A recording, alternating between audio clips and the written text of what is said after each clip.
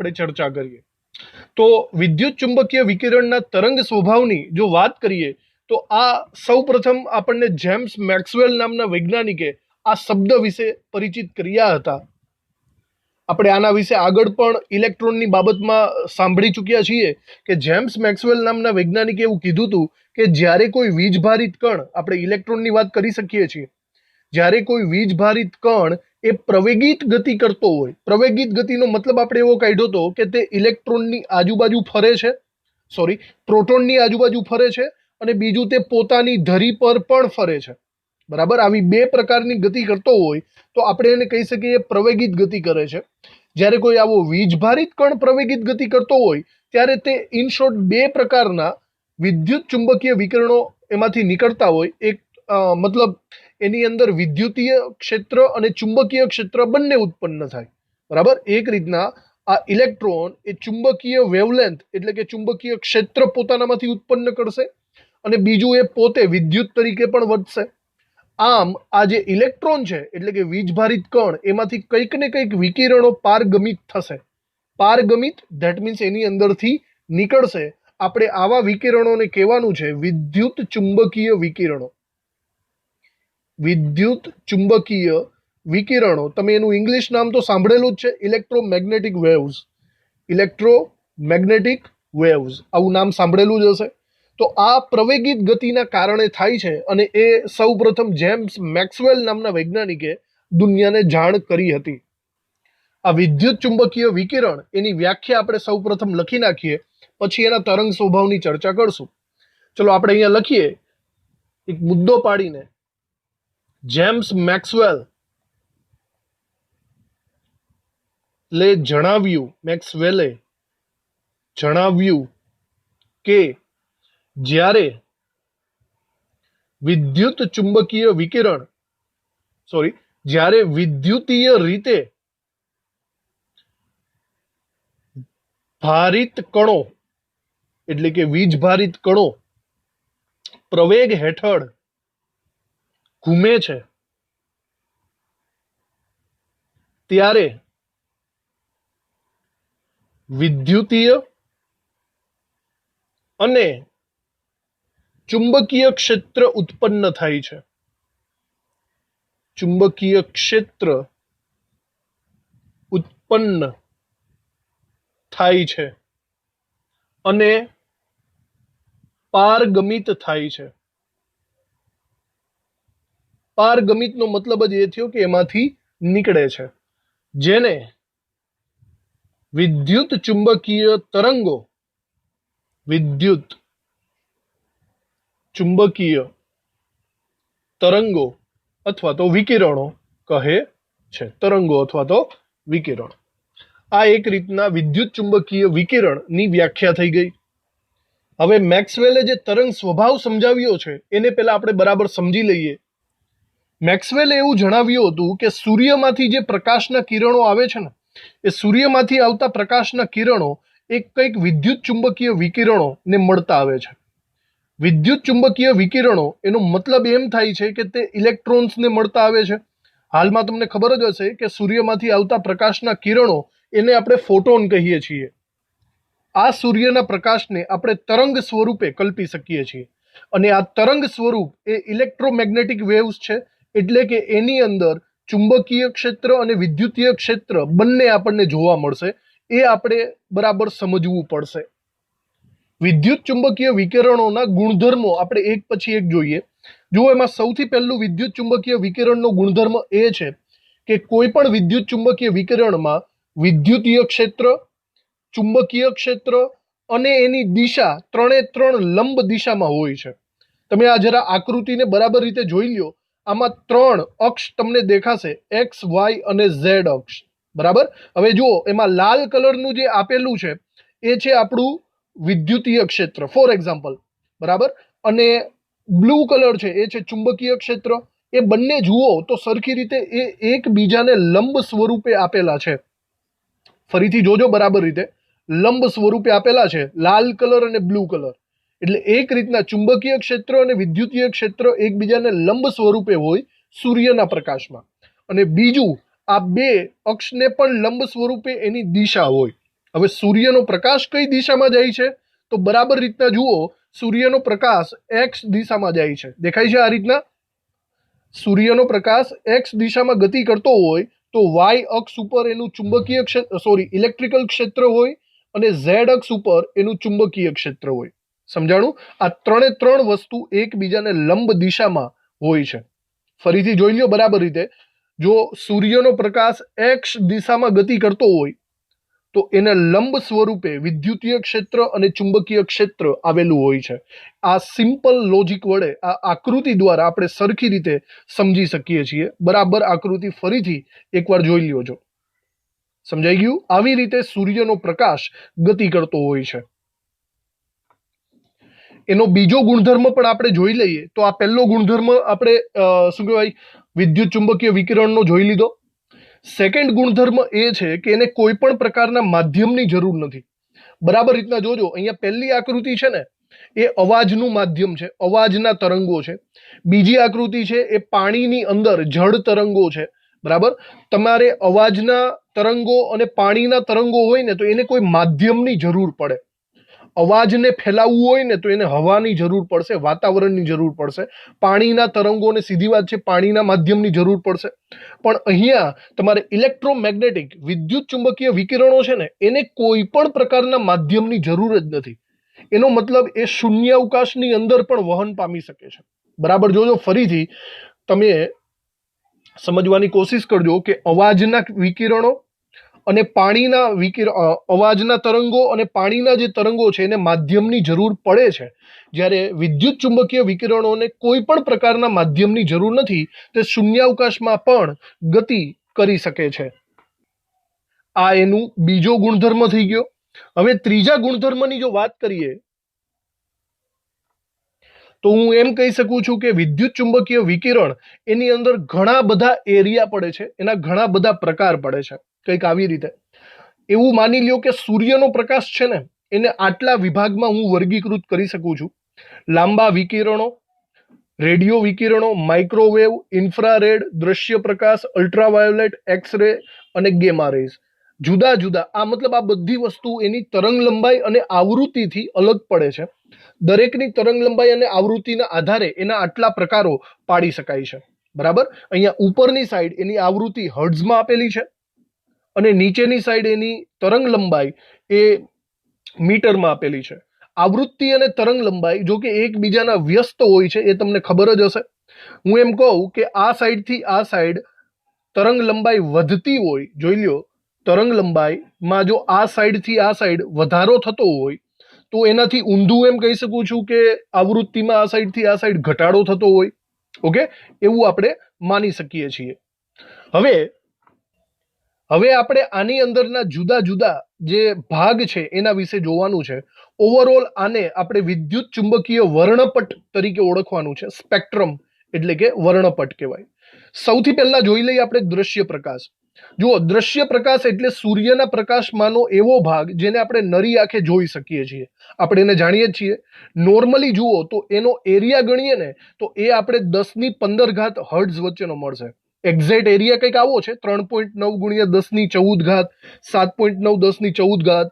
પણ આપણે textbook related એક જ આંકડો યાદ રાખવાનો છે, 10⁻15 હર્ટ્ઝ નો એરિયા એટલે દ્રશ્યમાન પ્રકાશ. પછી એની બાજુમાં આવે છે અલ્ટ્રાવાયોલેટ. અલ્ટ્રાવાયોલેટ એટલે કે પારજાંબલી વિભાગ. પારજાંબલી વિભાગની જો આપણે વાત કરીએ તો એ 10⁻16 હર્ટ્ઝની અંદર આવે છે. દેખાય છે ઉપર 10⁻16. એ આપણને નરી આંખે દેખાતા નથી. ઓકે, અને પારજાંબલી કિરણો આપણને નુકસાન કરે છે એવું આપણે ભણી ગયા છીએ. ઓઝોનનું સ્તર ને એવું બધું યાદ હશે. યાદ રાખજો, પારજાંબલી 10⁻16. પછી આ સાઈડ આવે છે પારરક્ત કિરણો. પારરક્ત જે કિરણો છે એ આપણને મળશે પહેલા તો કેટલી રેન્જમાં બરાબર રીતના જોઈ લ્યો, 10⁻13 રેન્જમાં આપણને મળે છે. અને આ પારરક્ત કિરણો એ ગરમી ઉત્પન્ન કરવા માટે ખૂબ જ જાણીતા છે. તો પારરક્ત, ઇન્ફ્રારેડ યાદ રાખજો 10⁻13. તો ઓવરઓલ આ ત્રણ વસ્તુ છે સૂર્યના પ્રકાશમાં, એમાંથી આપણને દ્રશ્ય પ્રકાશ જ નરી આંખે આપણે જોઈ શકીએ છીએ. ચલો પછી આવે છે રેડિયો વેવ્સ. રેડિયો વેવ્સ એ નોર્મલી એની વેવલેન્થ વધારે હોય છે. રેડિયો વેવ્સ મોટા ભાગે radio signal transferring TV signal હોય એની અંદર વપરાય છે, મતલબ એની રેન્જ, એની આવૃત્તિ ખૂબ જ વધારે છે, 10⁶ થી 8 જેટલી. બીજું છે માઇક્રોવેવ, અને આપણે સૂક્ષ્મ તરંગો પણ કહી શકીએ છીએ, બરાબર, જે રડારમાં ખૂબ જ ઉપયોગી છે. આપણને ખબર હશે કે યુદ્ધ ક્ષેત્રે રડાર વપરાય છે, એમાં માઇક્રોવેવ રેન્જ વપરાય છે, જે છે 10⁻10 હર્ટ્ઝ ઉપર. અને લોંગ રેડિયો વેવ્સ એ એના કરતાં પણ લાંબી વેવલેન્થ ધરાવતા છે, જે મોટા ભાગે ટીવીના પ્રસારણો કે આપણે શું કહેવાય રેડિયો FM સિગ્નલ એની અંદર વપરાતા હોય છે. આ સિવાય બીજા એક્સરે વિકિરણો અને ગેમા રે વિકિરણો પણ છે, પણ એની રેન્જ ખૂબ જ ઓછી હોય છે, મતલબ કે એની જે શું કહેવાય આવૃત્તિ ખૂબ જ ઓછી છે. જો અહીંયા તમે બરાબર રીતના જોઈ શકો છો કે તે ખૂબ જ સૂક્ષ્મ તરંગ લંબાઈ દર્શાવે છે, અને એ પાવરફુલ પણ હોય છે. આપણને ખબર છે એક્સરે પાવરફુલ હોય. તો ઓવરઓલ તમારે અહીંયા MCQ રિલેટેડ યાદ રાખવાનું એ થશે કે અલ્ટ્રાવાયોલેટની રેન્જ આપણે કીધી છે 10⁻16, પારરક્ત કિરણોની રેન્જ 10⁻13, દ્રશ્ય પ્રકાશની રેન્જ 10⁻15, માઇક્રોવેવની રેન્જ 10⁻10, રેડિયો વેવ્સ 10⁻6 હર્ટ્ઝ છે, જે તમને MCQમાં આવી શકે છે. આટલી ડિસ્કશન એના મેઇન ગુણધર્મ કહેવાશે. પહેલા આપણે આટલી ડિસ્કશન લખવી પડશે, અને ત્યારબાદ આપણે અમુક વ્યાખ્યાઓ લખશું, તરંગ લંબાઈ, આવૃત્તિ, તરંગ સંખ્યા વગેરેની. ઓકે, તો આટલી જે સમજૂતી તમને આપી એ આપણે લખી નાખીએ. પહેલા અહીંયા આપણા લખાણમાં નીચેની સાઈડથી આપણે ચાલુ કરીએ નવા મુદ્દાની અંદર. નવા મુદ્દામાં ચલો લખજો,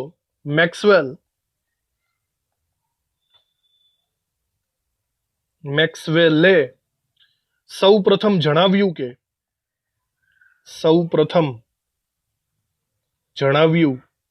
કે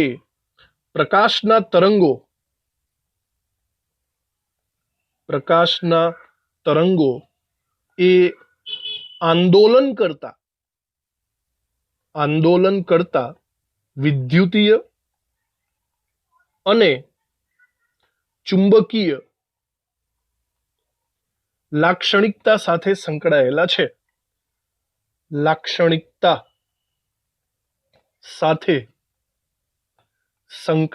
છે.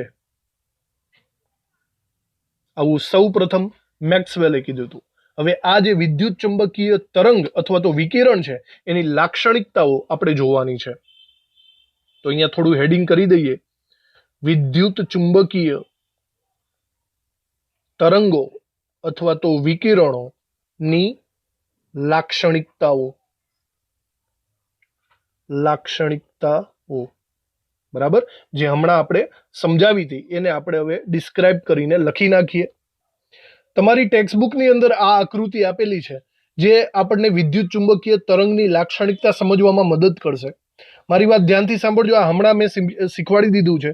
સપોઝ કે સૂર્યનો પ્રકાશનું તરંગ આ દિશામાં ગતિ કરે છે, મતલબ એક્સ અક્ષની દિશામાં ગતિ કરે છે એવું આપણે ધારી લઈએ, તો એને લંબ સ્વરૂપે બે દિશાઓ આવશે, એક ઝેડ અક્ષ આવશે અને બીજી વાય અક્ષ આવશે. સમજી ગયા? ફરીથી સમજાવું છું. તો હવે આ જે સૂર્યનો પ્રકાશ જે આ દિશામાં ગતિ કરે છે, સમજાય છે, એ દિશાની બે લંબ દિશામાં વિદ્યુત ચુંબકીય વિકિરણો ઉત્પન્ન થશે. એક રીતે વિચારો કે અહીંયા જે બ્લુ કલરની વેવલેન્થ આપેલી છે, સમજી લ્યો કે એ આપણું ચુંબકીય ક્ષેત્ર છે. તો એ એક રીતના ચુંબકીય ક્ષેત્ર એની દિશાને લંબ થઈ ગયું, અને બીજું વિદ્યુત ચુંબકીય ક્ષેત્ર જે ઓરેન્જ કલરે આપેલું છે એ પણ લંબ થઈ ગયું. તો અહીંયા 3 અક્ષ એકબીજાને લંબ છે. તરંગની દિશા, ચુંબકીય ક્ષેત્ર અને વિદ્યુતીય ક્ષેત્ર 3 એકબીજાને લંબ સ્વરૂપે આવેલા છે એવું કહી શકાય. ઓકે, આ સંચરણની દિશા થઈ જશે. વિદ્યુતીય ક્ષેત્રની દિશા એ આપણો ઓરેન્જ કલર છે અને ચુંબકીય ક્ષેત્રની દિશા બ્લુ કલરની છે. તો લાક્ષણિકતાઓની અંદર આપણે પહેલો મુદ્દો અહીંયા બરાબર લખી લઈએ. પહેલા મુદ્દામાં આપણે લખીએ આંદોલન એટલે કે વાઇબ્રેટ થતા વીજભારિત કણો. આપણે વીજભારિત કણો એટલે આપણે ઇન શોર્ટ પ્રકાશની વાત કરીએ છીએ, એટલે કે પ્રકાશ દ્વારા ઉત્પાદિત પ્રકાશ દ્વારા ઉત્પન્ન થતા વિદ્યુતીય અને ચુંબકીય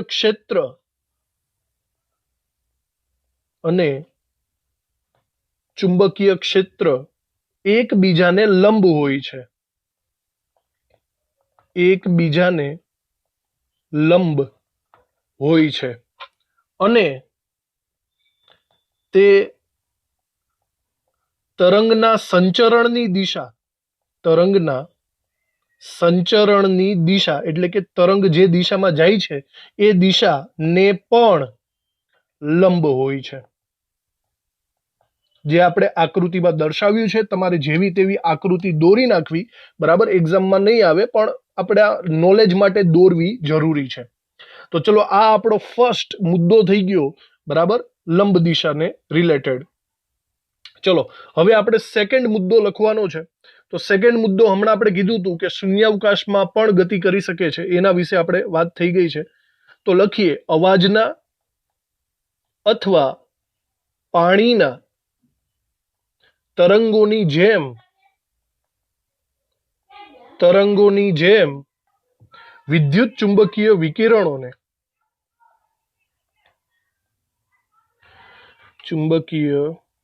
વિકિરણોને માધ્યમની જરૂર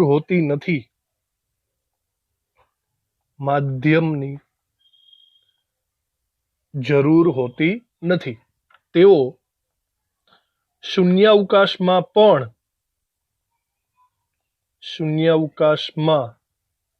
પણ ગતિ કરી શકે છે. આ એની બીજી લાક્ષણિકતા, બરાબર. ત્રીજા ગુણધર્મની અંદર આપણે વિદ્યુત ચુંબકીય વર્ણપટની વાત કરીએ, જે તમને અલગ અલગ સમજાવેલા હતા. લખીએ આપણે, વિદ્યુત ચુંબકીય તરંગો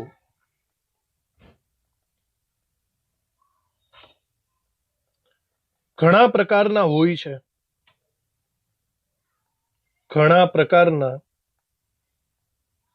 હોય છે.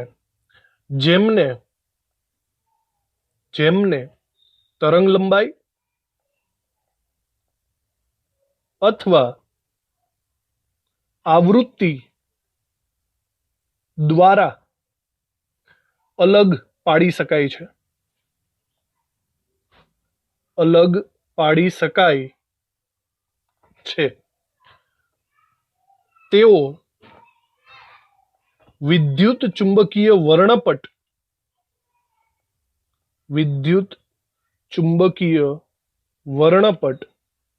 ની રચના કરે છે. ઓકે, આ વિદ્યુત ચુંબકીય વર્ણપટ આપણે નોર્મલી દોરવાનો નથી, પણ એના અમુક મૂલ્યોને બરાબર રીતે આપણે યાદ રાખવા પડશે. વિદ્યુત ચુંબકીય વર્ણપટ કંઈક આવો દેખાતો હોય છે. આપણે અહીંયા નીચે લખીએ, આ વર્ણપટ ના જુદા જુદા ભાગોને અલગ નામોથી ઓળખવામાં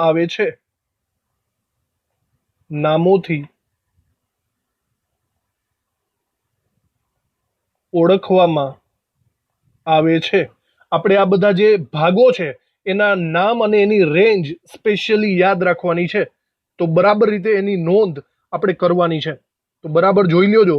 આપણે પહેલો ભાગ આની અંદર જે સૂચવીએ છીએ એ છે રેડિયોનું આવૃત્તિ ક્ષેત્ર, જે 10⁶ રેન્જનું છે. તો અહીંયા પહેલું આપણે લખીએ, રેડિયો આવૃત્તિ ક્ષેત્ર, એની રેન્જ આપણે જો લખીએ તો 10⁶ હર્ટ્ઝ એકમની અંદર એની રેન્જ આવે છે.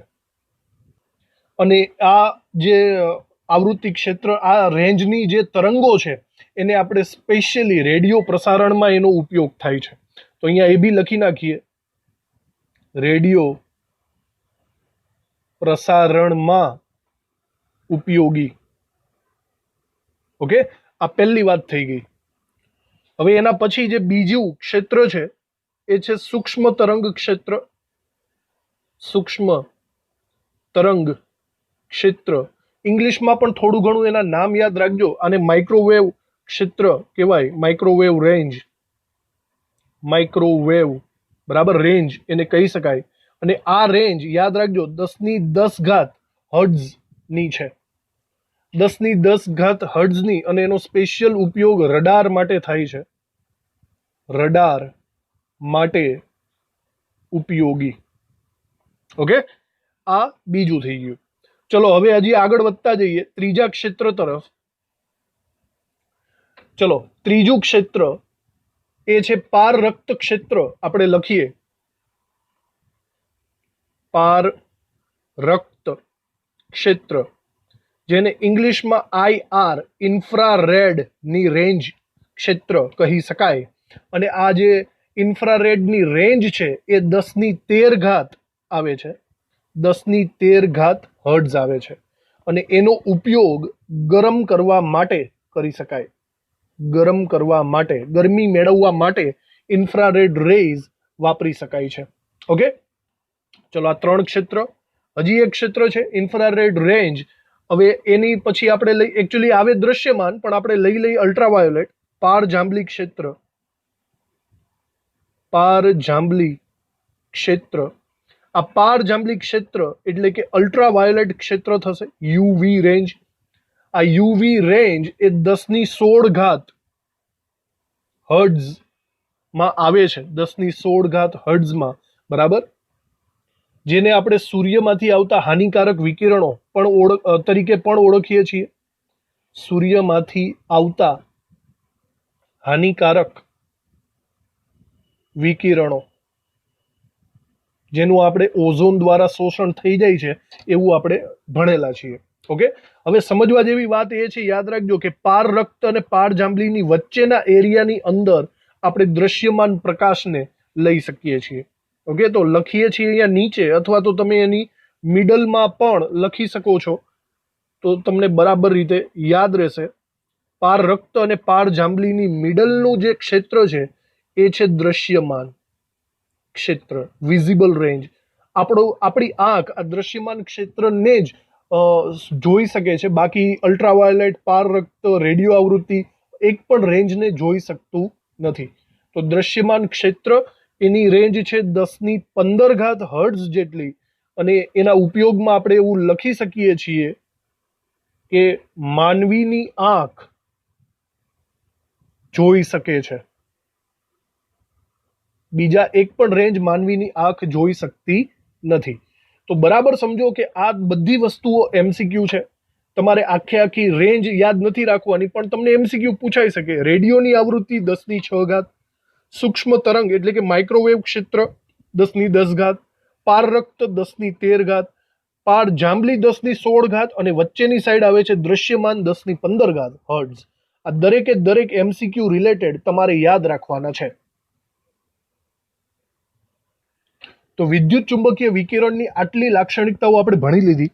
હવે આપણે અમુક ખૂબ જ ઉપયોગી એવા પર્યાયો ભણવાના છે જે ગણતરીમાં કામ લાગશે. જેમ કે સૌથી પહેલા આપણે તરંગ લંબાઈની વાત કરશું.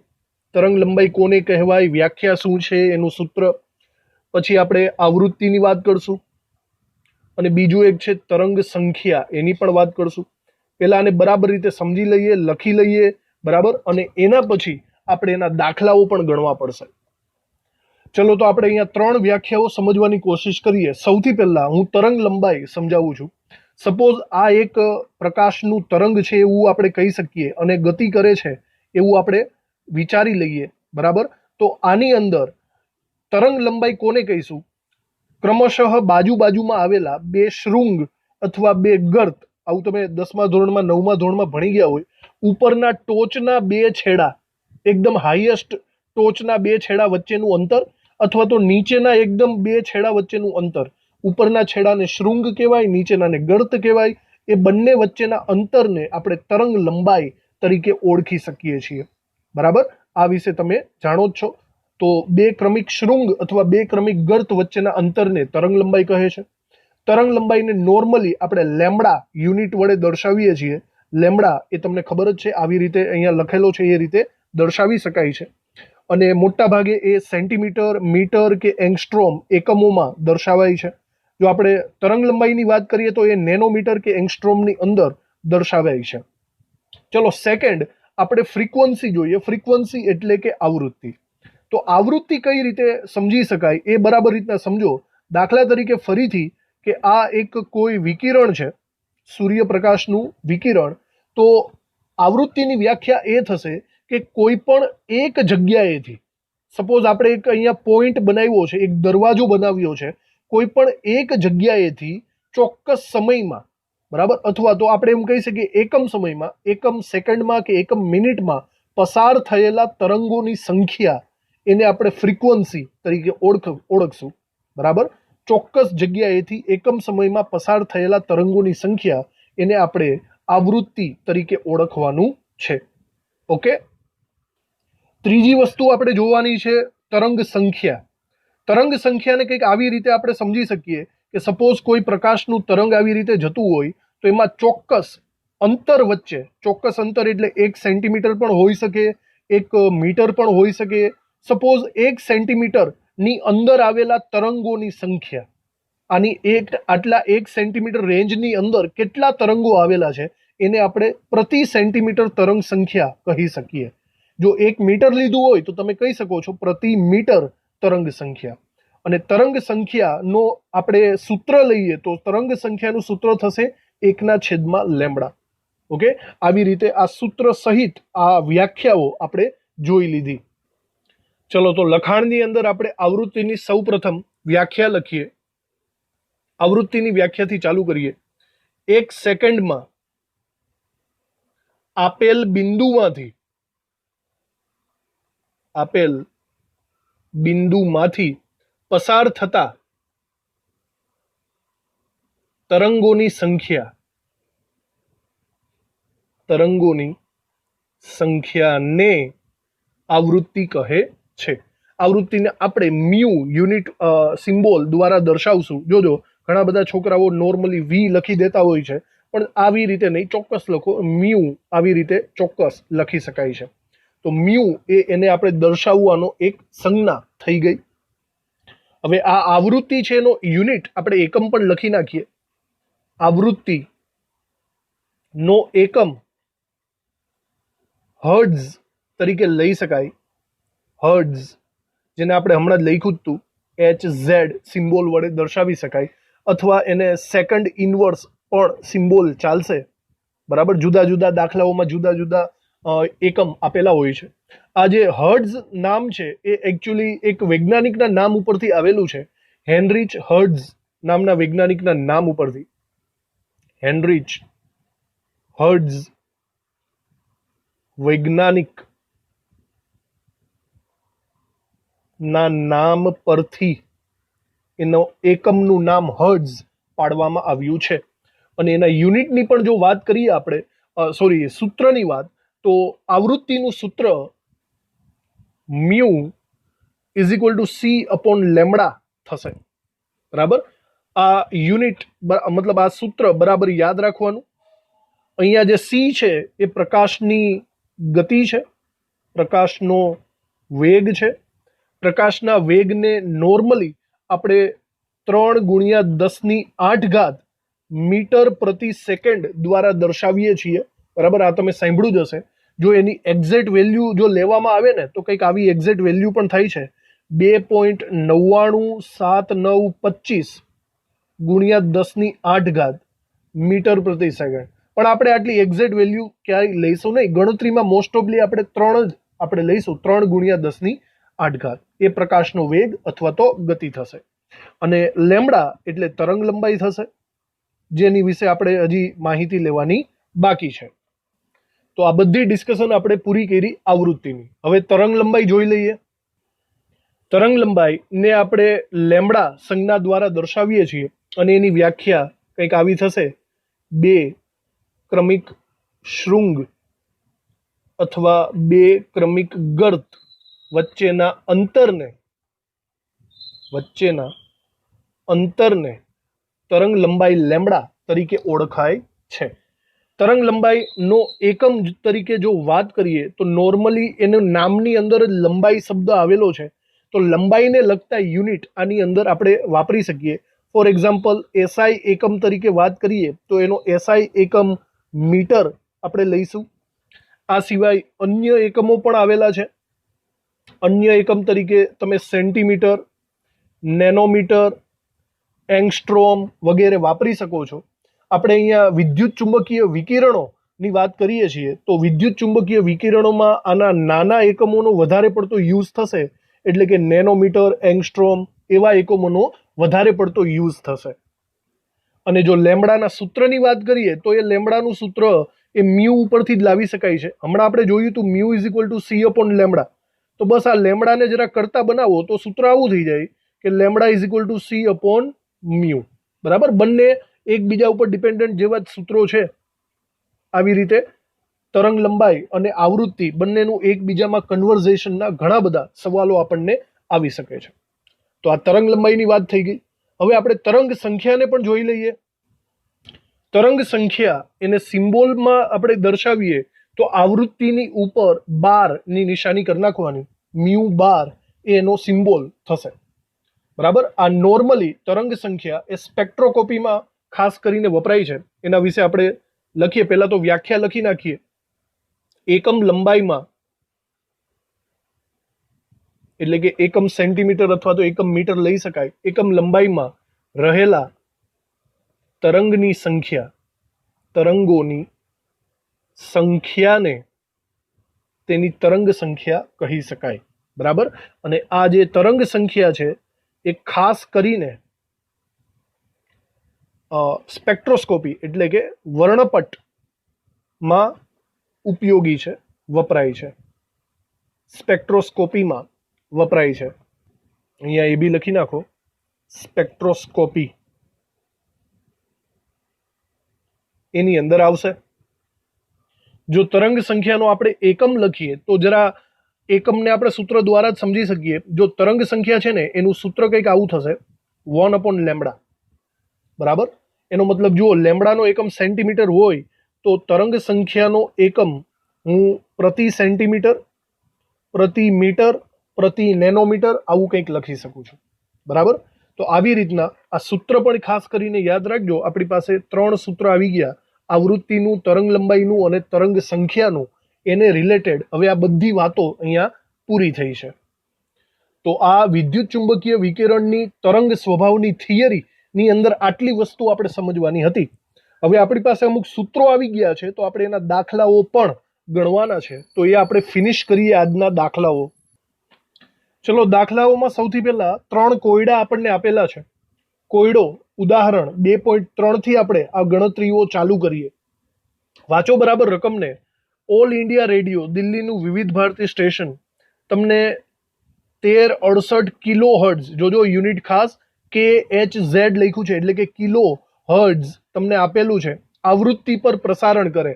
ચલો, તો એક રીતના તમને આવૃત્તિ અહીંયા મળે છે 1368 કિલો હર્ટ્ઝ. ચલો, કિલોને હટાવવો હોય તો તેની જગ્યાએ હું 10³ લખી શકું છું હર્ટ્ઝ. આવી રીતે ટ્રાન્સમીટર વડે ઉત્સર્જિત થતા વિદ્યુત ચુંબકીય વિકિરણોની તરંગ લંબાઈ ગણો. ભાઈ, લેમ્બડા તમને ગણવાનું કીધેલું છે. લેમ્બડા કયા એકમમાં ગણવાનું કીધું એ નોર્મલી આપણને અહીંયા કોઈ પણ પ્રકારની માહિતી આપેલી નથી. ચલો, તો તે વિદ્યુત ચુંબકીય વર્ણપટના કયા વિસ્તારમાં છે એ પણ આપણે કહેવું પડશે. કઈ રેન્જમાં આવેલો છે એ આપણે કહીશું. તો જો લેમ્બડા અને આવૃત્તિ આ બે વસ્તુ ઉપરથી એક વસ્તુ તો કન્ફર્મ થઈ છે કે અહીંયા તમે સૂત્ર શું વાપરી શકો છો. આપણી પાસે સૂત્ર તૈયાર જ છે, lambda is equal to C upon mu. આ સૂત્રની હમણાં વાત થઈ હતી. અહીંયા સી ના મૂલ્ય તરીકે આપણે 3×10⁸ મીટર પ્રતિ સેકન્ડ લઈ શકીએ છીએ. અને તમને ખબર હશે કે હર્ટ્ઝ એ એકચ્યુઅલી સેકન્ડ ઇનવર્સ યુનિટમાં આવે છે. સમજાણું? તો આપણે અહીંયા યુનિટ વાઇઝ લખી શકીએ છીએ. સી ની કિંમત લખીએ 3×10⁸ અને છેદમાં આપણે મ્યુ ની કિંમત સેકન્ડ વાઇઝ લખીએ તો 1368×10⁻³ લખી શકાય. વિચારો, આ યુનિટ છે મીટર પર સેકન્ડ અને આ જે વેવલેન્થ છે એ આપણને હર્ટ્ઝ એટલે કે સેકન્ડ ઇનવર્સમાં આપ્યું છે. સેકન્ડ ઇનવર્સ એટલે ઉપર થઈ જશે, ઉપર નીચે ઉડી જાય તમને અહીંયા લેમ્બડા મીટરની અંદર મળવાનો છે, મીટર યુનિટની અંદર. તો આ બંનેનો હવે ભાગાકાર કરવાનો રહ્યો. ભાગાકારમાં 3/1368 કરી શકીએ છીએ. તો મને મળે છે અહીંયા 0.00219, એટલે હું 22 લખી શકું છું. અને 10 ની અમુક ઘાત, 10 ની 3 ઘાત જો ઉપરની સાઈડ જાય તો -3 ઘાતમાં કન્વર્ટ થશે, એટલે કે 8 - 3. જો 8 - 3 કરીએ એટલે કે 5 ઘાત. આટલા મીટર મને મળે છે. અને બરાબર રીતે આપણે ફેરવી નાખીએ તો વિચારો 2.2 માં ફેરવવા માટે મારે જમણી બાજુ પોઈન્ટને ખસેડવો પડશે, એટલે કે ઘાતાંક ઘટશે. 1, 2 અને 3 પોઈન્ટ ખસેડવા પડશે. 2.2 ગુણ્યા 10 ની 5 - 3 મારે કરવું પડશે. જો 5 - 3 કરું એટલે કે મને કેટલા મળે? 5 - 3 એટલે કે 2 ઘાત મીટર મને મળવાના છે. ઓકે, તો ઓવરઓલ જો આપણે અહીંયા લખીએ બરાબર રીતે તો મને 220 મીટર જેટલી લેમ્બડા તરંગ લંબાઈ મળવાની છે. આ આપણો આન્સર થશે, તરંગ લંબાઈ જે શોધવાનો કીધો છે તે. પછી આપણને એવું પણ પૂછ્યું છે કે વિદ્યુત ચુંબકીય વર્ણપટ કયા વિસ્તારમાં છે. તો એકચ્યુઅલી આપણે બરાબર જુઓ તો હર્ટ્ઝની મૂલ્ય ઉપરથી જ આપણે શોધી શકીએ છીએ. હર્ટ્ઝનું મૂલ્ય અહીંયા કેટલી રેન્જમાં આપેલું છે વિચારો. હર્ટ્ઝનું મૂલ્ય અહીંયા તમે બરાબર રીતે જુઓ ને તો અહીંયા 1368, એને હું 1.3 માં ફેરવું ને તો 10 ની 3 ઘાત થશે. અને બીજું 10 ની 3 ઘાત કિલો હર્ટ્ઝમાં પણ આવેલું છે, 3 + 3 એટલે કે 6 ઘાત. ઇન શોર્ટ 10 ની 6 ઘાત રેન્જની અંદર આ હર્ટ્ઝ દર્શાવે છે. તમને યાદ હશે 10 ની 6 ઘાતની રેન્જ એટલે કે આ રેડિયો આવૃત્તિ કહેવાશે. યાદ આવી ગયું? આપણે એક્ઝામની મતલબ આપણે હમણાં થિયરિટિકલ જોઈ ગયા હતા આખું વર્ણન. 10 ની 6 ઘાત હોય તો રેડિયો આવૃત્તિ કહેવાય, 10 ની 10 ઘાત હોય તો સૂક્ષ્મ તરંગ આવૃત્તિ, 10 ની 13 ઘાત હોય તો પારરક્ત, 10 ની 15 ઘાત તો દ્રશ્યમાન, 10 ની 16 ઘાત તો પારજાંબલી. આ વસ્તુને બરાબર MCQમાં અને દાખલાઓમાં યાદ રાખવાની છે આપણે. તો આ દાખલો અહીંયા ફિનિશ થયો. બરાબર રીતે જોઈ લ્યો, સૂત્ર ઉપરથી સિમ્પલ એવા દાખલાઓ છે. કોયડો 2.3 પૂરો. હવે આવે છે કોયડો 2.4. ઓકે, ગણી નાખો, સેમ ટુ સેમ સિચ્યુએશનનો જ હશે. ટ્રાય કરીએ. દ્રશ્યમાન વર્ણપટની તરંગ લંબાઈ વિસ્તાર પાર જાંબલી 400 નેનોમીટરથી લાલ સુધી, એટલે કે જાંબલી રંગથી લાલ રંગ સુધી વિસ્તરેલો છે. આવી રીતે તરંગ લંબાઈ. આ તરંગ લંબાઈને આવૃત્તિમાં દર્શાવો. ઓકે, તો મારી પાસે બે તરંગ લંબાઈ છે. જાંબલીની તરંગ લંબાઈ 400 નેનોમીટર, યુનિટ ખાસ જોજો નેનોમીટર, અને લાલ રંગની 750 નેનોમીટર. મારે આ બંનેને હર્ટ્ઝમાં ફેરવવાનું છે. ઓકે, તો હર્ટ્ઝ એટલે પહેલા જોજો આ યુનિટનો ખેલ બરાબર સમજી લેજો. તમને જ્યારે પણ હર્ટ્ઝ આપે ને એનો મતલબ એમ થાય સેકન્ડ ઇનવર્સ. બરાબર, હર્ટ્ઝનો મતલબ થશે સેકન્ડ ઇનવર્સ, અને એની સાથે નોર્મલી આપણે મીટરને જ ટ્રાન્સપરન્સીમાં રાખવાનું છે. ઓકે, કારણ કે મીટર પ્રતિ સેકન્ડ યાદ છે ને આપણે સી લઈએ છીએ. તો જ્યારે જ્યારે હર્ટ્ઝ આવે ત્યારે મીટર પ્રતિ સેકન્ડનો યુઝ કરવાનું ભૂલવાનું નહીં. ઓકે, તો ચલો પહેલી વસ્તુ આપણે જાંબલી રંગથી ચાલુ કરીએ. જાંબલી રંગ માટે આપણને તરંગ લંબાઈ લેમ્બડા આપેલો છે 400 નેનોમીટર. તો આપણે મ્યુ એટલે કે આવૃત્તિ શોધવાની છે, જેનું સૂત્ર થશે C/લેમ્બડા. ઓકે, તો ચલો ગણતરી કરી નાખો. સી નું મૂલ્ય થશે 3 × 10⁸. હમણાં આપણે જોયું જ છે.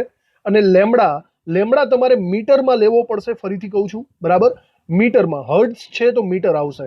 તો તમારી પાસે વિચારો અહીંયા જો 400 નેનોમીટર આપેલા હોય અને તમારે નેનોને કાઢી નાખવો હોય તો નેનોની જગ્યાએ તમારે 10⁻⁹ લખવા પડશે. સમજાણું? તો 400 × 10⁹ મીટર હું અહીંયા કહી શકું છું અથવા લખી શકું છું. તો 400 × 10⁻⁹ મીટર. આ બંનેનો ભાગાકાર બરાબર રીતે કરો એટલે તમને મ્યુ મળી જશે. તો 3/400 કરવા પડશે મારે. 3/400 કંઈક આવી રીતે, તો 0.0075 થશે. ગુણ્યા 10 હવે વિચારો -9 ઉપર જાય તો +9 માં કન્વર્ટ થશે. તો 8 + 9. 8 ઘાત વત્તા 9 ઘાત, 8 દુ 16 ને 1 17, 17 ઘાત થશે. ઓકે, હવે હજી આને જો બરાબર રીતે લખીએ તો પોઈન્ટને 7.5 માં કન્વર્ટ કરીએ. ઘાતાંકને તમારે જમણી બાજુ ખસેડવાનો છે એટલે કે ઘાતાંક ઘટશે. 3 પોઈન્ટ ખસેડા તો 17 માંથી 3 બાદ કરો, 3 પોઈન્ટ ખસેડા એટલા માટે, તો 14, 15, 16, 17 એટલે કે 10 ની 14 ઘાત આવશે. આ તમારી આવૃત્તિ થઈ અને આનો યુનિટ શું થવાનો છે? હર્ટ્ઝ થવાનો છે. તો આ જાંબલી રંગની આવૃત્તિ આપણને મળી ગઈ. હવે સેમ ટુ સેમ આપણે લાલ રંગની આવૃત્તિ પણ જોવાની છે. તો અહીંયા આપણે લાલ રંગ માટે ગણતરી કરીએ. ઓકે, લાલ રંગ માટે ગણતરીમાં ફરીથી mu is equal to C upon lambda લખી શકાય. સી ની જગ્યાએ 3 ગુણ્યા 10 ની 8 ઘાત મીટર પ્રતિ સેકન્ડ, તો નીચે પણ તમારે મીટરમાં લેવું પડશે. 750 નેનોમીટર તમને આપેલું છે. નેનોમીટર, જો તમારે નેનોને હટાવી દેવો હોય તો અહીંયા 10 ની -9 ઘાત લખવું પડશે. એટલે કે 750 ગુણ્યા 10 ની -9 ઘાત આવી રીતે ગણતરી થશે. ક્લિયર? આ સમજી લેવું બરાબર. હવે તમે અહીંયા ગણતરી કરો તો 3 ભાગ્યા 750 મારે લખવું પડે તો 0.004 આવે છે. 0.004 ગુણ્યા હજી હમણાં જોયું એ જ સિચ્યુએશન, -9 ઘાત ઉપર જાય તો +9 ઘાતમાં કન્વર્ટ પામશે.